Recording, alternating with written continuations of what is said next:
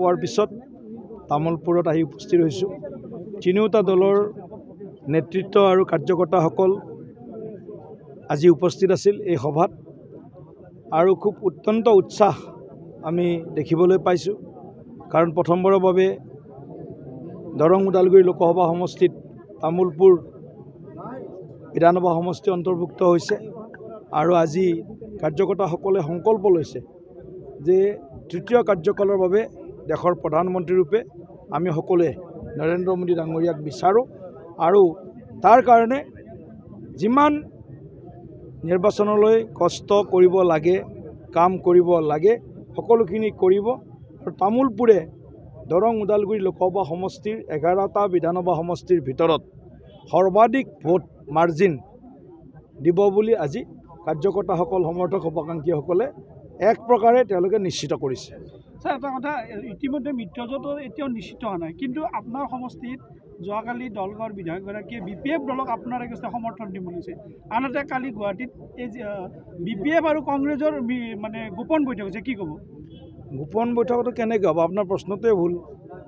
আপুনি যেতিয়া গম পাইছে কেনেকৈ গোপন হৈ থাকিল? এইটো আপুনি গম পোৱাটো গোপন হ'ব নোৱাৰে। গোপন হ'লে গোপনে, বৈঠক হোৱাটোৱে কোনে নাজানিব লাগে। গতিকে কথাটো হ'ল কি, এইটো আমি বহুত দিনৰ পৰাই এই কথাটো শুনি আছিলোঁ যে BPF আৰু AIUDF একেলগে নিৰ্বাচনত অৱতীৰ্ণ হ'ব আৰু মই ভাবোঁ যে BTCৰ যি ভোটাৰ ৰাইজ আছে আৰু বা নন BTCৰ যি ভোটাৰ ৰাইজ আছে, তেওঁলোকে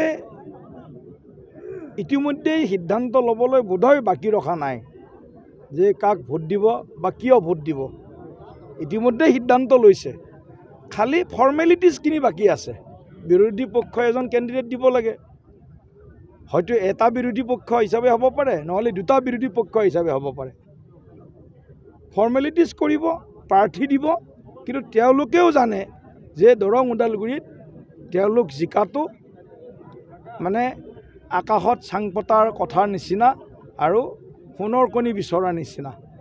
গতিকে তেওঁলোকে নামত প্ৰাৰ্থিত্ব দিব, কিন্তু তেওঁলোকে মই ভাবোঁ যদি ষ্ট্ৰেইট কণ্টেষ্টটো হয় তেতিয়াও BJP NDA 3 লাখ ভোটত এইবাৰ দৰং ওদালগুৰি লোকসভা সমষ্টিত জিকিব আৰু যদি ট্ৰাইকৰ্ণাৰ কণ্টেষ্টটো হয়, তিনিকোণীয়া প্ৰতিদ্বন্দ্বিতাও হয়, তেতিয়াহ'লে BJP ইয়াত প্ৰায় 4.5-5 লাখ ভোটত দৰং ওদালগুৰি লোকসভা সমষ্টিত BJP জিকিবলৈ সক্ষম হ'ব। সামগ্ৰিকভাৱে স্যাৰ তেওঁলোকে কিবা 15টা দল 12টা দল লৈ ব্যস্ত হৈ আছে।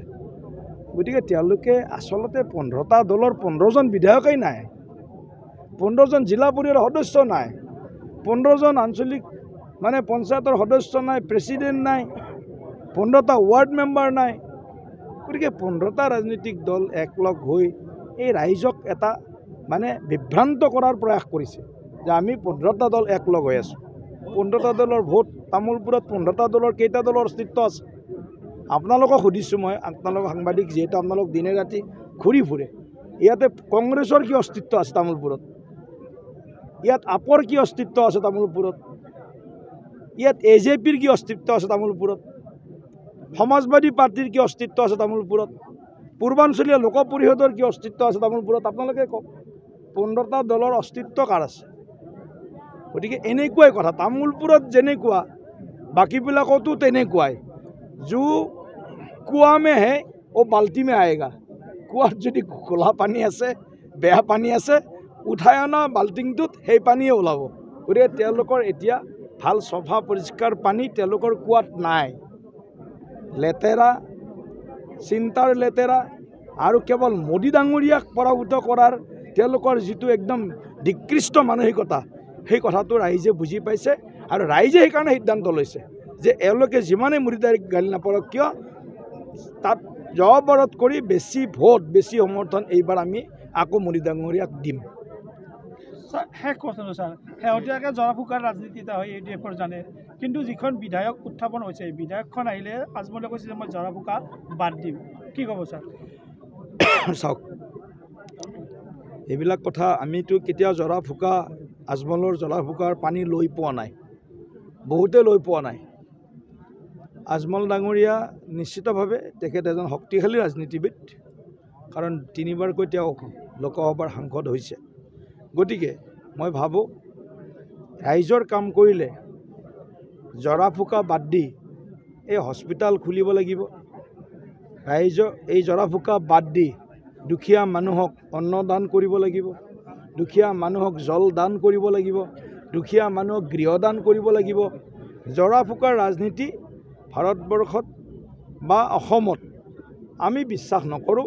আৰু জৰা ফুকা ৰাজনীতিত যিসকল বিশ্বাস কৰি ইমান দিনে বদৰুদ্দিন আজমলক জিকাই আছে, সেই জৰা ফুকাৰ ৰাজনীতিৰ খনিকৰজনে সেইসকল মানুহকেই কিন্তু বঞ্চিত কৰি আছে, সেইসকল মানুহকেই কিন্তু পিছলৈ লৈ গৈ আছে, আগলৈ আগবাঢ় আনিব পৰা নাই। 35% সংখ্যালঘু মানুহক উন্নয়নৰ মুখলৈ লৈ যোৱাৰ দায়িত্ব নৰেন্দ্ৰ মোদী ডাঙৰীয়া, ডক্টৰ হিমন্ত বিশ্ব শৰ্মা ডাঙৰীয়া আৰু প্ৰমোদ বড়ো ডাঙৰীয়া ল'ব লগা হৈছে। 35% আমাৰ সংখ্যালঘু ভাই ভনীসকলৰ উন্নয়নৰ দায়িত্ব তেওঁলোকে নল'লে, তেওঁলোকে ভৰিৰে তেওঁলোকৰ অধিকাৰ প্ৰাপক তেওঁলোকে মোহাৰি পেলাইছিল। আৰু আমি আজি ভাৰতীয় জনতা পাৰ্টীয়ে সেই 35%ৰো দায়িত্ব লৈছোঁ আৰু সবকা সাথ সবকা বিকাশ এই ৰাজনীতিৰে, সবকা বিশ্বাস এই ৰাজনীতিৰে আমি আমাৰ দেশখন পৰিচালিত কৰিছোঁ। যেহেতু তামোলপুৰখন পূৰ্বে কোকৰাঝাৰত আছিলে আৰু নতুনকৈ এতিয়া ধৰ্মদালগুৰিত সোমাইছে, একাংশ ভোটাৰে ক'ব বিচাৰে যে পূৰ্বৰ সাংসদগৰাকীক লৈ তেওঁলোকে সুখী নহয়। গতিকে আপুনি নতুনকৈ যিহেতু এইবাৰ তেওঁলোকৰ কাষলৈ যাব, কেনেধৰণৰ প্ৰতিশ্ৰুতি আপোনাৰ থাকিব, কি ধৰণে আগবাঢ়িব? চাওক, এতিয়া ৰাজনীতিত এই আগৰ নিচিনা দিন হৈ থকা নাই। পৰম্পৰাগত ৰাজনীতিৰ এতিয়া দিন উকলিছে। এতিয়া যুগানুকূল ৰাজনীতিৰ দিন। ক'ৰবাত যদি দলংখন লাগে, দলংখনক দিম বুলি ক'বহে লাগিব। দলংখনৰ জেগাত যদি এখন কলেজ দিম বুলি কয়, তে কলেজখন হয়তো প্ৰয়োজন নাই, দলংখনৰ প্ৰয়োজন আছে। গতিকে এতিয়া যুগানুকূল ৰাজনীতি কৰাৰ সময়। আগত যি হৈ গ'ল 2টা টাৰ্ম, সেই ভুল মই ভাবোঁ কোকৰাঝাৰ সমষ্টিবাসীয়েও নকৰে আৰু কোকৰাঝাৰ লোকসভাৰ সমষ্টিৰ অন্তৰ্গত এই তামোলপুৰ বিধানসভা সমষ্টিবাসী ভোটাৰ ৰাইজেও নকৰে। তেওঁলোকেও তেওঁলোকৰ বিবেকৰ জৰিয়তে এটা উচিত ৰাজনৈতিক পৰিপক্ক সিদ্ধান্ত গ্ৰহণ কৰিব। Thank you sir.